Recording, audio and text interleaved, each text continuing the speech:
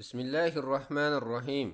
Barlıq əmdü sana Canabi Allahqa bolsun. Şundaqla Peyğəmbərimizə, ail tavabatlarına və onunğa taki qiyametkiçə əgəşkənlərə durud salamlar bolsun. Şevval ayında 6 gün roz tutuşning fazilati intayın kattadır. Abu Ayyub radiyallahu anhu rivayet qiladi ki, Rasulullah sallallahu alayhi ve sellem mundaq degan: Kimki Ramazanda roz tutub, andın onunğa Şevval ayından 6 günni əgəştirib tutadigan, bu bütün bir yıl, bir ömür roz tutqanga o'xshash. Bundaq bo'lishda har bir yaxshi amalning mukofoti 10 nesli bo'lg'achqa, Ramazon oyida roz tutish 10 oy roz tutgan bilan barobar. Şevval ayida 6 gün roz tutuş 60 gün. Yani 2 ay roz tutgan bilan barobar. Bularni jamlasak 12 ay bo'ladi. Şevval ayida tutmoqchi bo'lgan 6 gün rozini ayning 5idala tezroq tutib olish mustahab. Aldirab tutganda hayitning 2-kunidan tortib tutishga boshlasa bo'ladi. Ayning o'ttirig'a yoki oxiriga kechiktirsa joiz. İmam Navaviy mundaq degan: 6 gün rozini Şevvalning 5idala arqa-arqadan ulab tutib o'tish mustahab. Agar ayning 5idan kechiktirsa joiz bo'lib, hadisning mutlaq ham umum lafziga asosan bu sunnatni ado qilgan bo'ladi. 6 gün rozini arqa-arqadan tutsimi bo'ladi. Şevval oyining bosh tarafida tutsimi, o'ttirsa tutsimi, oxirida tutsimi bo'ladi. Kun atlab ayrim-ayrim tutsimi bo'ladi.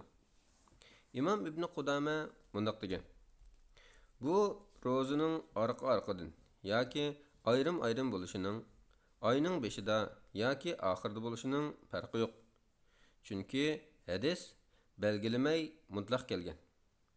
Uning ustiga bu rozining fazilati Ramazon oyida roz tutish bilan birga qo'shilib 36 kun bo'lganlikdan bir yaxshilik 10 nesli bo'lgan bo'lg'achqa, natijada hammasi 360 kun bo'lgan bo'ladi. Bu to'liq bir yildir. Bu ahvol har yil takrorlansa, bir umr to'liq roz tutgan bo'ladi. Bu mazmun ayrim-ayrim roz tutgan ahvoldimi vujudga chiqadi. Vallohu alam. Agar burunqi Ramazon rozalaridan tutadigan qazo rozi borlar bo'lsa, oldi bilan Ramazonning qazo rozini tutib o'tib, ondan keyin 6 kun rozini tutishi lozim. Agar Ramazonning qazosini tutmay 6 kun roz tutsa, farzni tashlab qo'yib, mustahabni qilgan bo'ladi. Yana uning fazilatiga erisholmaydi. Chunki yuqorqi hadisda Ramazonda roz tutib, ondan uningga Şevval oyidan 6 kunni agashtirib tutadigan degan bo'lg'achqa, Ramazon rozini to'liq tutgandan keyin orqadan bu 6 kun rozini tutgandala, ondan hadisdagi fazilatga erishalaydi.